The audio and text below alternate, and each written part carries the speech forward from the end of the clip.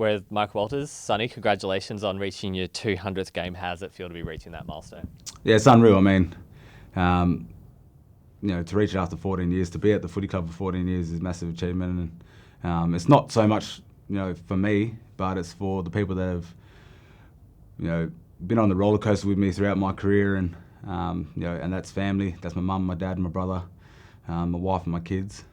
They've been through a lot throughout my career, through injuries and all that sort of stuff. So for me to reach 200 games is a massive achievement, not only for me but for those people as well. How will you be celebrating it with them? I'm assuming they're coming over. Yeah, so my wife and kids obviously coming over, and my mum. So it's good to have them there. It sucks that the game's in Canberra, but to reach that milestone is unreal, and there's no doubt that there'll be family and friends watching it back here in WA. Your daughters are a lot older now. This will definitely be a day they'll remember. That must mean a lot, knowing that they're going to remember that whole experience. Yeah, definitely. They love this footy club. They love it almost as much as me. They've pretty much grown up here. So for them to come across with the team on the flight, to get the whole experience that some kids, in the community and also at their school wouldn't be able to do, they're quite happy about it, and and they just can't wait.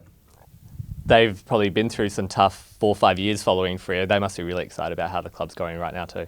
Yeah, definitely. I mean, my oldest one's 10, so she knows all about finals footy and all that sort of stuff. So she's a massive Freo supporter, and she's excited for us to play finals footy too.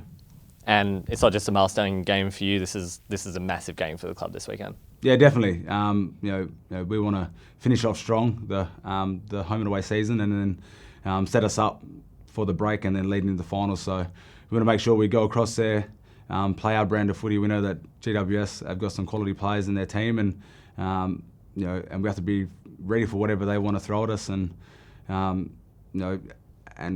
and it starts right from the start. We need to make sure that, like I said, our game plan's up and going, and we can't wait until quarter time, half time, for us to get the ball rolling. You've been through the ups of like 2012 to 2015 and the downs since then. How does it feel to have so much on the line again? Yeah, it feels good. This is what we work our butts off in the off season and also throughout the pre-season to be able to put ourselves in the position to play finals footy. And there's a lot of younger players that that aren't relying on us older boys anymore. They're pretty much setting the tone, and they're growing week by week in their role. But then also to be elite AFL football players, they've done everything they could throughout the off season and pre-season to put themselves in that position, and they're just driving us older boys. Those older boys, though, they do a finals experience. Is there anything that group of players, including you, will be doing to help this young group through in the next few weeks? Yeah, definitely. And finals footy is a completely different brand of footy, much harder. The crowd's up and about, and there's a lot more on the line. So nerves and all that sort of stuff plays a factor, but it's sort of how you see it. I see nerves as a good thing to go in the games. After 199 games, I still go in the games nervous. So it's a good thing as long as you can use it the right way. And us older players who have been there before can share that experience and and just explain to them that it's just another game as well. We need to go out there, play our brand of footy, and that's all we need you to do, and that's all we want you to do from a football side of things, but also the coaching staff as well want us to go out there, play our brand of footy, because we know that it can stand up. How have you learnt to harness that nervous energy pre-game over your years playing footy?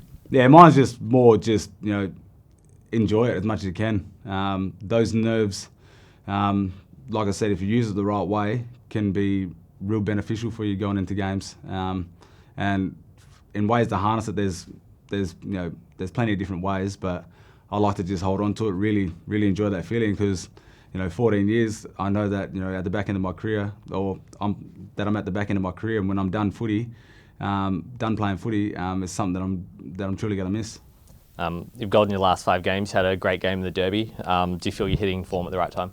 Yeah, definitely, and I feel like my form's been there. I've said it in previous interviews that my role has changed. You're not going to see the Sonny that's going out and kicking 3 or 4 each week. It's going to be the Sonny that's putting on the pressure. Although I'm not putting on tackles, the pressure is still there. Perceived pressure, and it's the chase out type of stuff. And then it's also building that leadership down in that forward line as well. So my role's changed, but it's good to get on the end of a few goals. I think the ice cream's always good, and I love my ice cream, so I love kicking goals. And we're not sure how that forward line is going to look against the Giants. It could be quite a different structure going into that game. Yeah, definitely. Obviously, there's a few boys that are sore.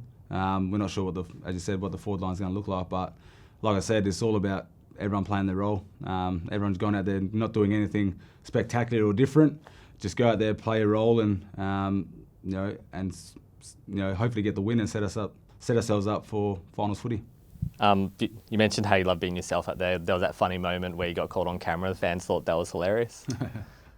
Yeah, I mean, I feel like we need a lot more personality in football these days. And although footy is a pretty serious industry, you still need to allow players to be themselves. And I feel like every time I step out on the footy field, I'm trying to be myself. I'm trying to be a role model, and I'm trying to show a lot of people that no matter where you get to in life, whether it's at the highest level or wherever you are, don't try and change your personality. Don't try and change the way you are. Just keep being you, and just enjoy it. And that moment on the weekend, I think I went to swear, but then I saw myself on the big screen, and then I saw the camera right there. So I thought I'd just almost say you almost caught me. But yeah, it's one of those moments that that are pretty cool.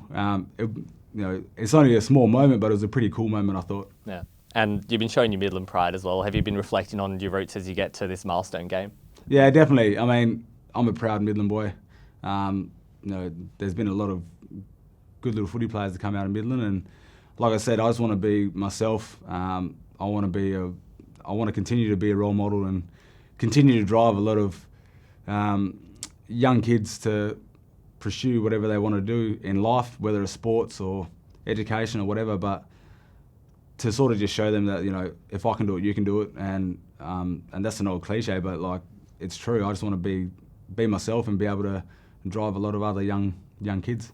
You're the 11th Freo player to reach the 200th milestone, the 4th Indigenous player. You must be especially proud to share that with Jono, Hilly and Anthony Grover. Yeah, definitely. I played a lot of footy with those boys, and for me to reach 200 games, especially here at Fremantle Dockers, a proud Indigenous culture here at this footy club, and there's going to be many more. I love this football club, and for me to reach that milestone with these boys, and also the non-Indigenous boys, Sean McManus, Parker, Pav, and also Dave Mundy is still going. It's a massive achievement. Have you had a chance to chat to any of those three guys in particular, or how they influenced your career? Yeah, well, they've influenced it a lot. In particular, Pav and Dave, and also Aaron as well. They played a big part in my career, and I played a lot of football with them, a lot of finals footy. And at the peak of our finals chances, those boys were a part of it with me. So that's something that we're going to share for the rest of our lives, and a lot of life member drinks as well. Yeah. And finally, big story around Freo right now is David Mundy's retirement. How are you feeling knowing that he's not going to be around the club next year and in the future? Yeah, it's a bit weird. He's been here my whole career, and he's just that type of guy that and I spoke about it before, not changing. And he's definitely the guy that stepped on. He's a country boy from Victoria, and to come over here and just continue to be himself. He's a natural born leader, but then also he's a friend off the field as well. He's one guy that definitely hasn't changed throughout the 14 years that I've been here, and he's an unreal person.